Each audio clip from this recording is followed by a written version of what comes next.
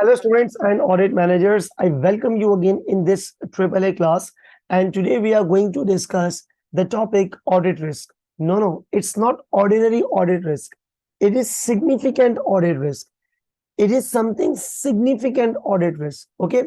As we all know that audit risk includes detection risk and ROMM, that is risk of material misstatement.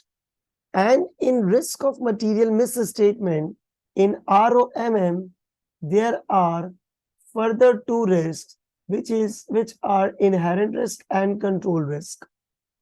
Okay, so this is the audit risk which we have already covered. But now we are going to study not the ordinary audit risk, but it is significant audit risk. Now understand the importance of significance, something which is significant, highly important, something which is significant, that is very much important, very much important. That means that has greater impact, that has something greater influence on the audit risk. Now, before going to start this significant audit risk, we should understand the terminology, that is a spectrum of inherent risk. Now, that has been actually defined under ACCA 315, that is understanding the entity and its environment. In this ACCA 315, it is defined this terminology, that is the spectrum of inherent risk. But what is this spectrum? The inherent risk spectrum involves consideration of likelihood of misstatements and impact on the financial statements. Now, what do you mean by the term likelihood? Likelihood means percentage chances of risk. Likelihood means percentage chances. And what is this impact on the financial statements? That means monetary impact, that is the amount. That is the amount that impacts the financial statements. Now see that there are two things, that is likelihood, that is percentage chances of occurrence, that is 30%, 20%. It's all the matter of the judgment, right? As you know that this is the matter of auditor's judgment to assess the risk. Now, what do you mean by this thing? See, whenever there are two things, whenever there are two dimensions, whenever there are two angles, so actually there are 4 points. Like that, if you can plot this thing, likelihood and impact on the graph, if you can plot this thing on the graph, and don't you people worry about it, you are not required to draw the graph in your AAA exam since you are an auditor, but it is just for the understanding purpose. It's just for the understanding purpose. If I can place the likelihood over here, that is percentage chances, and if I can place the impact here, that is impact on the financial statements. So actually there are 4 points. 1, 2, 3, and 4. Now what is this? Here, the impact is high, but likelihood is low. The impact is high and likelihood is L. So impact is high and likelihood is low. Here, the impact is high, likelihood is low. Likelihood is also high. Sorry. Likelihood is also high. Here, the impact is low and your likelihood is also low. Here, your impact is low and your likelihood is high. Now see that you are the auditor of the financial statements. So as an auditor, you consider that risk as a significant which impacts most. which impacts most. So this is basically known as spectrum of risk. Now, these risks are considered to be at lower level, that is low impact and low likelihood. That is low impact, but likelihood is high. You need to consider that risk which is having high impact. Its occurrence, its probability is low, but since its impact is high, and here both are high, so this is known as upper spectrum of risk. These are the upper spectrum of risk, in which this is number one risk. That is, you need to consider such kind of risk which is having high impact and high likelihood. And that's known as the significant risk. That is known as the significant risk. One of the example, this is the spectrum, and this is the lower end of spectrum, and this is upper level of spectrum. This is upper end of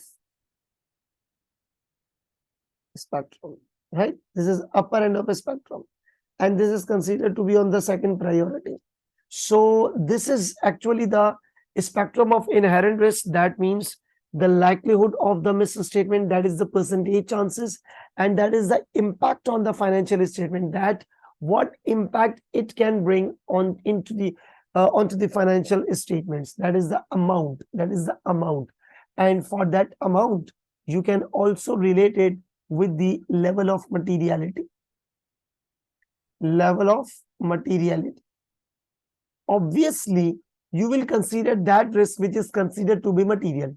So this is actually the spectrum of inherent risk, in which there are two considerations, likelihood and the impact, and this is upper end of the spectrum, having high impact at both points, but here the likelihood is also high, and here likelihood is low, no matter, but since its impact is high, so it is considered to be at the upper end of the spectrum, and it is considered to be at the lower end of the spectrum. Now, this is the spectrum of inherent risk. Right? This is inherent risk. Now, let's proceed with this thing, exam focused. Oh, the most important heading. Obviously, you have to be very much exam focused. And in an exam, it is the requirement, identify and evaluate significant either ROMM or significant audit risk. Now, what is the terminology significant? This is the definition of significant risk. I will be going through this after a few minutes, but some factors to identify significant risk. What is significant risk? That impacts most, and some factors to identify significant risk. Since it's not the ordinary traditional requirement that you are supposed to identify and evaluate the risk, it's not that thing. It's something, not the risk. It's something which is significant risk that impacts most on the financial statements. So what are the factors? Close to the upper end of the spectrum, and the condition is that in both the end, the impact is high. And its likelihood is high, its likelihood is low. So that's why it is considered to be on the top priority, and it is on the second priority, right? So which risks are considered to be significant? These are the factors: close to the upper end, circumstances of the entity. Now, what do you mean by the term circumstances of the entity? Let's say, for example, circumstances of the entity that is known as significant. Now, what are the circumstances of the entity? Let's say, for example, going concern. It is the circumstance of that particular industry, particular entity, that is known as the going concern. For example, I'm just giving the examples. Okay. Now, one more thing. You know that when the private company goes to be listed, there is the greater inherent risk. Why? Because if I am running my private limited company and it is being run according to our private system, but if I will have to be listed, I will have to follow the listing principles, the listing rules, and there is a risk that I may lack information, I may lack experience in that thing. And one more thing, when the private company goes to be listed, there is a greater inherent risk that financial statements may be overstated in order to attract the greater investment. So it is also when private company goes to be listed, circumstances of the entity makes the risk significant. Some inherently risky areas like accounting estimates, like you can say any provision, because the provision is something which is based on the management's professional judgment. And if I am the management, it's my judgment, and my judgment is being reported in the financial statements. So my judgment may go wrong. So estimating the provisions, estimations, any kind of the estimation is inherently risky. Related party transactions is inherently risky, and that's covered under IAS 24. Going concern issues as discussed above here. Going concern. Fraud risk factors. Any factor which gives birth to the risk of fraud is considered to be significant. Now let's read out the definition of significant risk. Risk is said to be significant. The one which is close to the upper end of the spectrum, like this one, of inherent risk, or the one that has to be treated as a significant risk under other ISAs. Now, what are other ISAs? These are the things like accounting estimates. This is ISA 540. ISA 540, that is accounting estimates. ISAs, International Standards on Auditing. Related party transaction. The accounting is covered under IAS 24, but its ISA is 550. Going concern, that is ISA 570. Fraud risk factor, that is ISA 240. Significant risk is that significant risk is that is apparent. It's upper end of a spectrum, and that has to be treated as significant under other ISAs. That is significant under other ISAs. So this is basically the significance. Now, what are the factors determining which risks are at upper end of a spectrum depends on. Determining which risks are at upper end of a spectrum depends on circumstances of the entity and auditor's professional judgment. See that it's a matter of auditor's professional judgment, to be called that this risk is considered to be significant. Now, these are some factors which we are discussing. Okay, in order to determine the factors, in order to focus on the factors which determine that the risk is considered to be significant, that is close to the upper end of the spectrum. Circumstances of the entity, some inherently risky areas covered under this definition as well. Now, management bias. The examples continued of the factors of the significance. Management bias. What's management bias? Let's say, for example, that when the bonus of directors, let's say FD, finance director, depends on profit.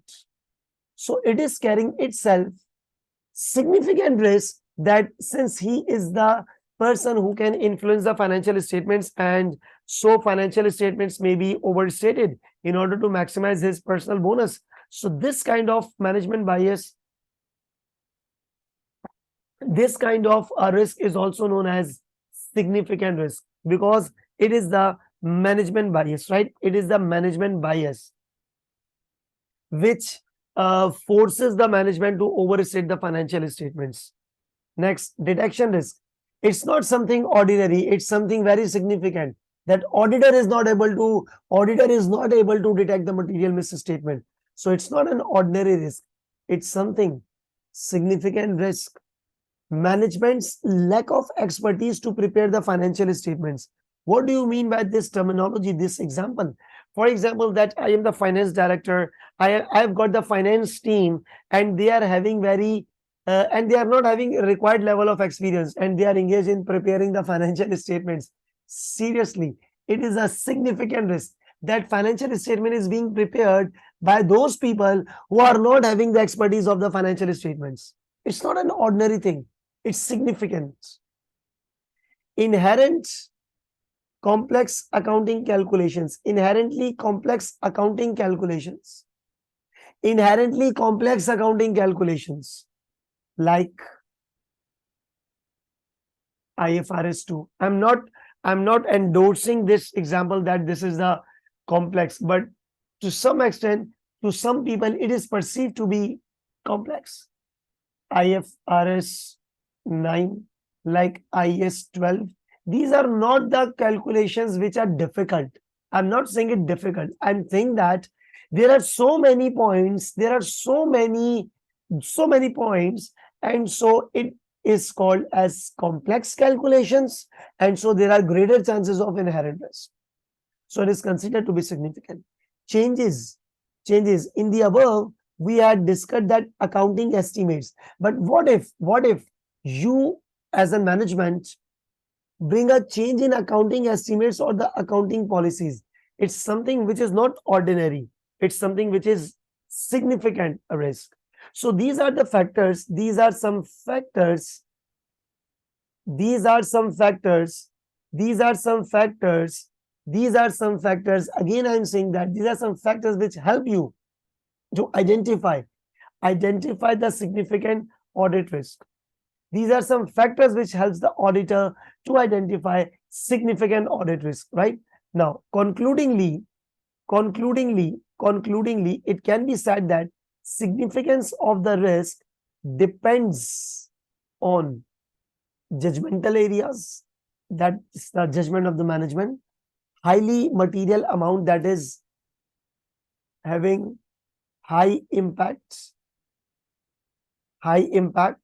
complex calculation as discussed above, detection risk, and some non-routine transaction. Like you can call this thing as an example. This is not something which is ordinary. This is not something which is ongoing activity. It's something unusual. Right? So these are some important points to help you to identify which risk is considered to be significant, not ordinary risk. It's something significant. Now, exam focus. In an exam, you will be having a requirement, evaluate and prioritize the significant audit risk. That is priority. Now, how to think for this thing, priority? It's my simple advice, read the question in an ascending order. Simply read the question. Read question number 1, because this is the topic which is in the question number 1. In the question number 1, especially in the risk assessment area. And you know that risk assessment is frequently examined requirement, near about 20-25 marks, sometimes 28 marks. So we cannot predict the exact number, but it's more than 20 marks, 20 to 25 marks. You can assume that you will be having a requirement of a risk assessment, and this would be the requirement. You have to evaluate. Obviously, you have to identify and evaluate, but you have to prioritize the risk as well. Priority, that which risk is considered which risk is considered to be the significant risk. So read the question number 1 in ascending order. In ascending order, simply identify the significant risk. Now, how to which risk is considered to be significant?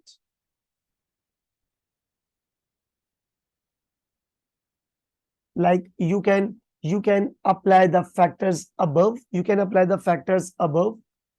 For example, I am reading a question and suddenly, not in this hierarchy, and suddenly in the first line, I notice that this is the new client. So this is the detection risk. Come on, prioritize it. Simple, prioritize it.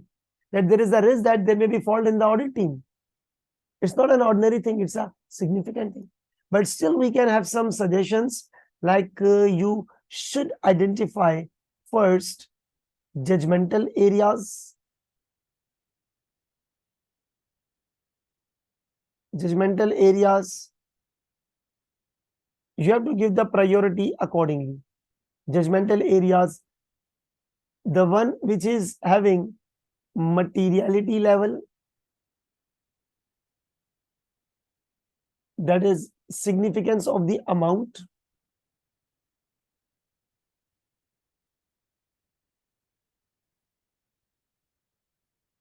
significance of the amount, and also related to the materiality level. You should also read the question in an order manner, and then you will be identifying those risks in which amounts are not given, but still it is considered to be significant. For example, related party transaction. For example, related party transaction. For example, but obviously the amount is given. Obviously the amount is given. For example, this accounting estimate, it comes under judgmental areas as well. So first sort the judgmental areas. Secondly, sort out the material and prioritize it. And then risk, which is considered to be significant.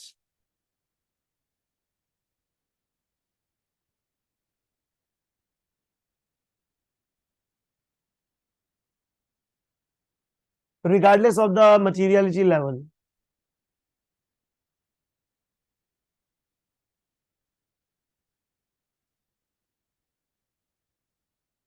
Now, focus on this thing. Focuses on this thing. Point to be noted. Point to be noted. You should make the priority first. You should make the priority first, and that is the exam focused. And that's something exam focused discussion.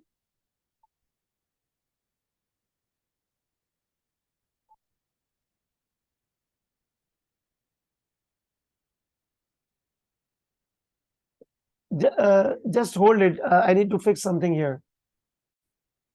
All right, the issue is sorted.